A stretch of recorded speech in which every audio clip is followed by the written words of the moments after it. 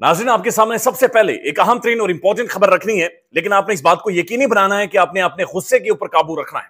आपने गुस्सा नहीं करना, आपने जज्बाती नहीं होना, अपनी जुबान के ऊपर कंट्रोल रखना है, क्योंकि ये खबर जब आएगी तो यकीनी तौर पर इश्तियाल भी आता है, गुस्सा भी आता है, लोग मायूस भी होते हैं। चैनल को सब्सक्राइब करें, ज्वाइन करें, हमारे मेंबर बने, पैट्रियन में जाकर सपोर्ट करें। लेकिन अब खबर को पहले सुन लें।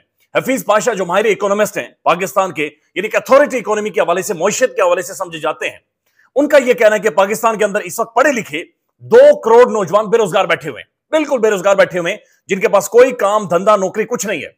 एक दिन में खाली लाहौर के अंदर 400 वारदातें हुई हैं, जहां पर स्नैचिंग हुई, बंदे मारे गए और उनसे पैसे छीने गए हैं। हफीज पाशा साहब के मुताबिक इस साल पाकिस्तान में 11% लोग मजीद बेरोजगार, यानी जिनके पास नौकरियां हैं वो बेरोजगार होने वाले हैं, यानी 80 लाख वो लोग जिनके पास नौकरियां हैं वो सब बेरोजगार होने वाले हैं। हफीज पाशा साहब ने यह भी कहा कि अल्लाह माफ करे, लेकिन पाकिस्तान के अंदर श्रीलंका जैसी सूरत हाल बनने जा रही है। ये पाकिस्तान की अवाम का हाल है जो सड़कों के ऊपर रुल गई है, जहन्नुम बना दिया गया है, चीखें मार रहे हैं लोग, बच्चे लोगों के रुल गए, भूखे नंगे सोते हैं। और यह हकीकत है कि ईद वाले दिन भी के लिए पहनने के लिए उनके पास कपड़े नहीं है। लेकिन दूसरी तरफ क्या हो रहा है, शहबाज शरीफ साहब ने प्राइम मिनिस्टर हाउस में, प्राइम मिनिस्टर ऑफिस में, जो जितने भी वजीर आजम घर के अंदर उनके जो मालचिए थे, उनके जो खिदमत गुजार थे और उनके जो बाबू थे, उन सबको 4-4 सैलरीज के बोनसेस जारी कर दिए।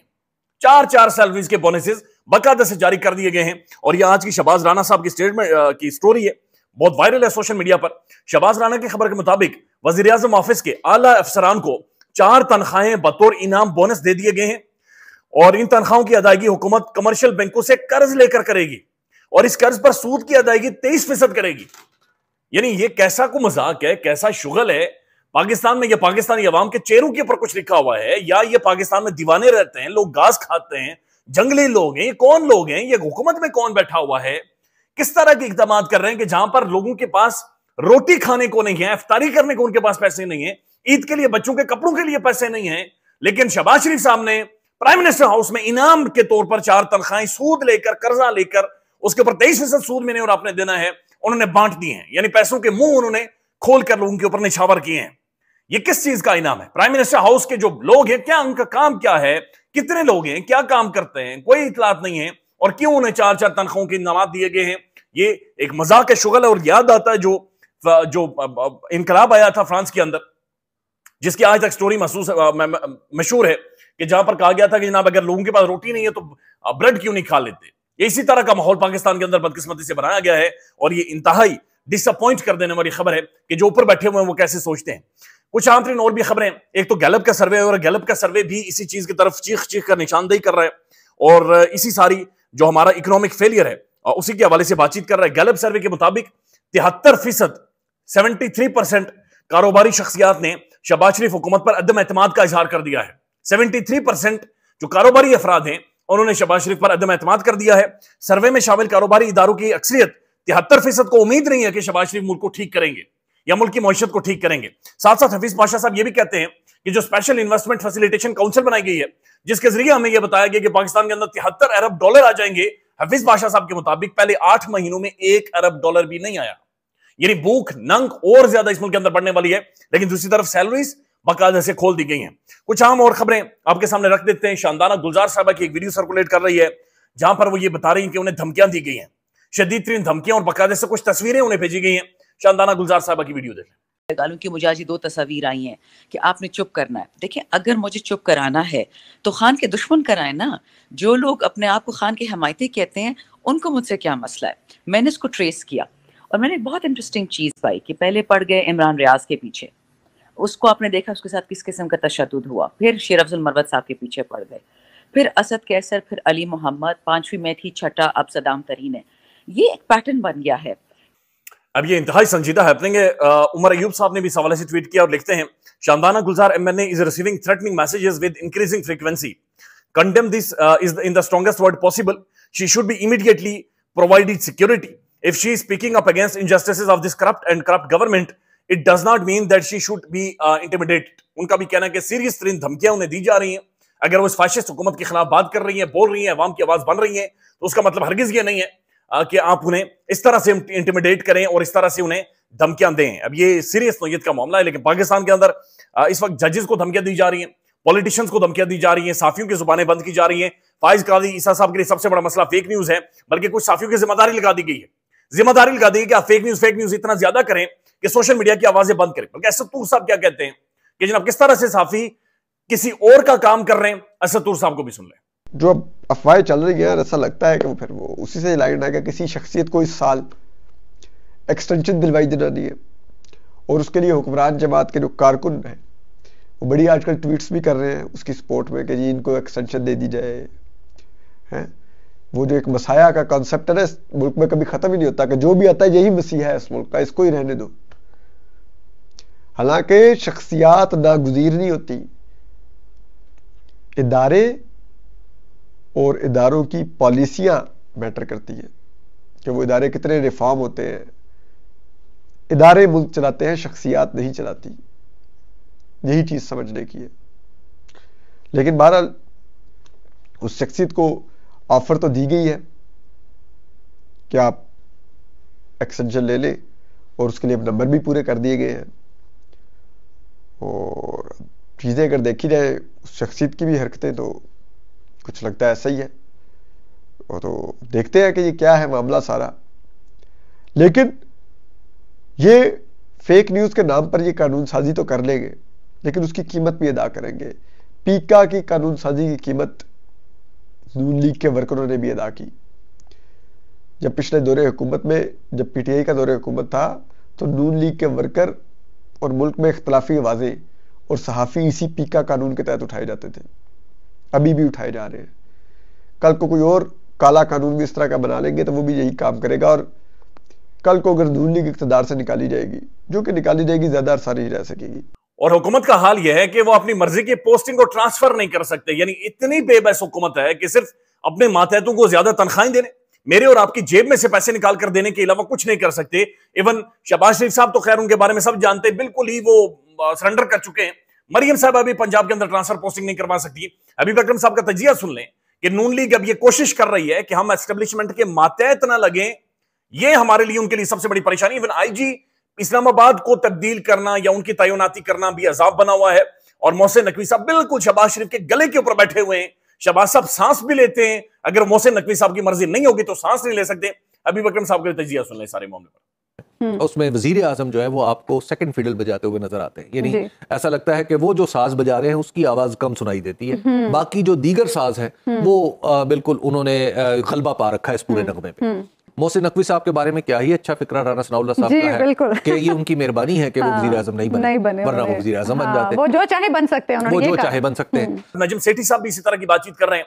और सेठी साहब का ये कहना है कि इस हुकूमत के अंदर इतनी ताकत ही नहीं है, ना अखलाकी, ना मॉरल वैल्यूज है, ना वोट बैंक है कि एस्टेब्लिशमेंट को कोई मशवरा दे सके।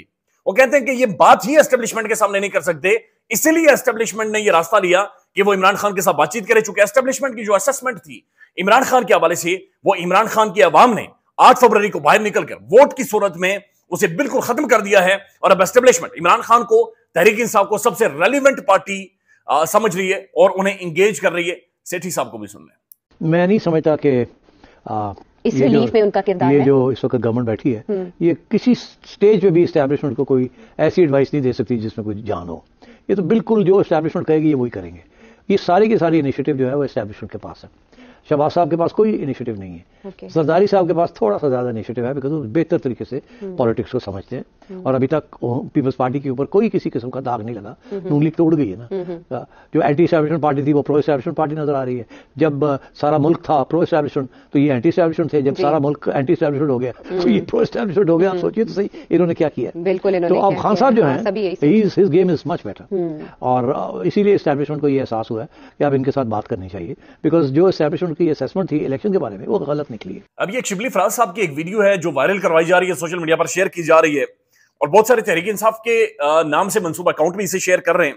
और कहा यह जा रहा है कि शिबली फराज जिस दिन इमरान खान गिरफ्तार हुआ था वहां से भागे थे। एक वीडियो है भागने की, यानी शिबली फराज साहब, उनके चेहरे के ऊपर बड़ी एक परेशानी है और वहां से पीछे की तरफ वो भागे हैं। इस पर नईम हैदर पंचोदा साहब उन्होंने ट्वीट किया है और लिखते हैं, नहीं जनाब, ये उस दिन चीफ की अदालत में गए कि इमरान खान के ऊपर हमला हो गया है, नोटिस लिया जाए। शिबली फराज भागने वाला नहीं है। ये उस वक्त भी गाड़ी में रहा जब बड़े बड़े लोगों की लोग गाड़ियों में नहीं बैठते थे। कातलाना हमला ना हो जाए, खान पर कातलाना हमला ना हो जाए, उस तक गाड़ियों में लोग नहीं बैठते थे। मैं फिर से कह रहा हूं, अगर शिबली फराज के साथ फराज इमरान खान के साथ वफादार नहीं है तो फिर कोई भी इमरान खान के साथ वफादार नहीं है। लेकिन ये मखसूस अकाउंट ज़ाहिर है शिबली फराज साहब के हवाले से मरवत के हवाले से बहुत सारे ट्वीट्स और बहुत सारा माहौल पाकिस्तान के अंदर बना रहे हैं। नईम अहमद पंचोदा साहब ने मजीद इसकी वजाहत की है, लिखते हैं कुछ दोस्त शिबली फराज का नाम लेकर कह रहे हैं कि वो कमेटी में कैसे आ गई, वो किधर थे। आपकी इंफॉर्मेशन के लिए इमरान खान साहब बहुत सारे लोगों पर एतमाद करते हैं, लेकिन सबसे ज्यादा भरोसा करने वाले लोगों में शिबली फराज आते हैं। किसी ने कहा है कि ये भी फौज के साथ मिले हुए हैं, यानी शिबली फराज भी फौज के साथ मिले हुए हैं। तो इमरान खान साहब के अल्फाज थे कि अगर शिबली मिल गया है तो फिर इसका मतलब है मैं भी मिल गया हूं। दूसरा खान ने कहा कि अगर मैं गिरफ्तार होता हूं तो मेरे पीछे पार्टी संभालने वाले लोगों में जो 3-4 लोग होंगे उनमें शिबली फराज भी होंगे। इमरान खान ने कहा कि अगर उमर अय्यूब गिरफ्तार होते हैं तो फिर सेक्रेटरी जनरल शिबली फराज होंगे। अगर शिबली फराज रात दिन लीगल समेत पॉलिटिकल मामला संभाले हुए हैं, कोर कमेटी की मीटिंग हो, वर्कर्स की रिहाई के लिए मीटिंग्स हो, शिबली फराज हर जगह पर मौजूद रहते हैं। और साथ साथ उन्होंने यह भी कहा कि शिबली फराज ने दिल का ऑपरेशन करवाना है। तकरीबन 1 साल अपने बच्चों से, फैमिली से दूर रहे और दिल का ऑपरेट भी शिबली फराज साहब इसलिए नहीं करवा रहे चूंकि उन्हें ऐसा महसूस हो रहा है कि इसमें टाइम कंज्यूम हो जाएगा और एक लंबा टाइम वो हॉस्पिटल में इस वक्त दे नहीं सकते। साथ साथ तहरीक इंसाफ ने जनाब एक 10 रुकनी बल्कि 14 रुकनी कमेटी सामने आ गई है जो फैसले करेगी और ये कोर कमेटी को सिफारिशात भेजेगी और कोर कमेटी इसके बाद फैसले करेगी। इसके अंदर शामिल है उमर अय्यूब खान साहब, जनाब ये चेयरमैन है, चेयरमैन होंगे इस कमेटी के। उसके बाद बैरिस्टर गौहर अली खान साहब हैं, सेनेटर शिबली फराज साहब हैं, अली अमीन गंडापुर हैं, असद कैसर साहब हैं, शाह फरमान साहब हैं। अब ये शाह फरमान गवर्नर केपी के साबिक, खालिद खुर्शीद साहब हैं। उसके बाद सेनेटर ओन अब्बास बपी साहब हैं, रऊफ हसन हैं, हमाद अजहर हैं, मियां असलम इकबाल हैं, आतिफ खान हैं, हाफिज फरहत हैं, शेर अफजल मखान मरवत हैं।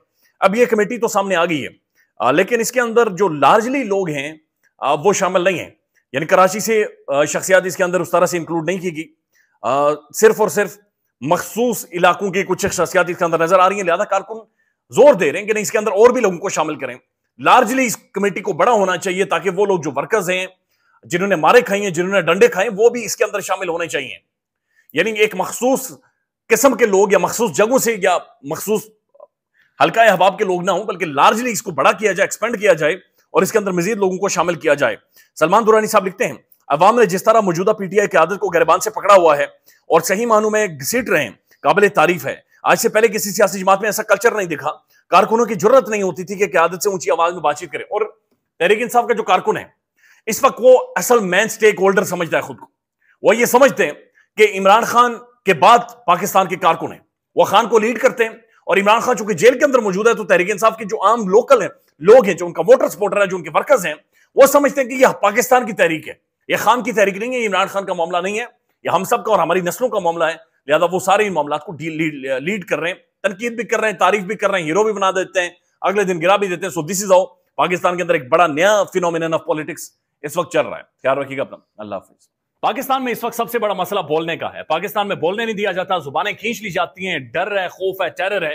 पाकिस्तान का मीडिया मुकम्मल तौर पर कंट्रोल्ड है, वेल मैनेज्ड है, एक मैसिव सेंसरशिप है। इसी तरह का दबाव पाकिस्तान में सियासत.pk भी फेस कर रहा है, जिसे पाकिस्तान भर में गुज़श्ता कई महीनों से मावरा आइन, मावरा कवानीन मुकम्मल तौर पर बंद कर दिया गया है, मुकम्मल तौर पर बैन कर दिया गया है। सियासत.pk की नशरियात को लिमिटेड करके पाकिस्तान में छोड़ दिया गया है। तमाम तर कानूनी मुआवजे के ऊपर आवाज उठाई गई, दस्तक दी गई, लेकिन हर तरफ से खामोशी है, सन्नाटा है, कहीं पर कोई सुनवाई नहीं है, कोई सुनने को तैयार नहीं है। लेकिन इसका हल क्या है? क्या खामोश हो जाएं? क्या सवाल ना करें? क्या मालूमात आप तक ना पहुंचाएं? क्या इंफॉर्मेशन आप तक ना पहुंचाएं? मालूमात भी पहुंचेगी, इंफॉर्मेशन भी पहुंचेगी, सवालात भी उठेंगे, लेकिन अब आपने रोल प्ले करना है, आपने अपना किरदार अदा करना है। और छोटा सा एक प्रोसीजर है, प्रोसेस है, उसके बाद आप अपना किरदार अदा करें और हमारी मदद करें। पहले आपने यह करना है कि हमारे यूट्यूब चैनल को सब्सक्राइब करना है, उसके बाद ज्वाइन के बटन के ऊपर जाना है, क्लिक करके हमारा मेंबर बनना है। या फिर दूसरा ऑप्शन यह है कि आपने वीडियो की डिस्क्रिप्शन में जाना है, वहां पर पैट्रियन का लिंक मौजूद होगा, उस लिंक के ऊपर क्लिक करें और हमें सपोर्ट करें, हमारा हिस्सा बने, हमारी ताकत बने। ख्याल रखिएगा, अल्लाह हाफिज।